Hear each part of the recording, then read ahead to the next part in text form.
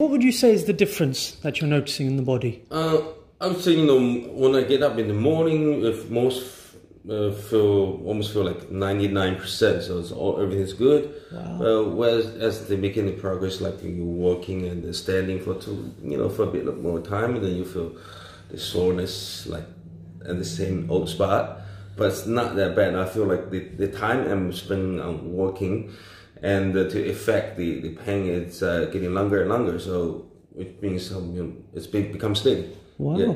So do you feel this is moving in the right direction? Yes, definitely. You're noticing, and what other areas are you noticing improvements in, as in sleeping or waking up or walking? I mean, there's no more pain when walking or movement?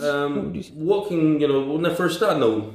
For a little bit longer time, then you will feel the pain, but it's bearable. It's like 1 or 2, okay, in that degree. So how much percent would you say it has improved, the pain?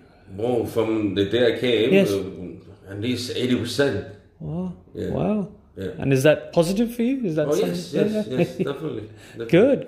Doing really well, and you're keeping regular with your checkups, and God willing, long may this continue. Yeah, doing really well, sir. Excellent. As long as I'll probably still come at least twice a week.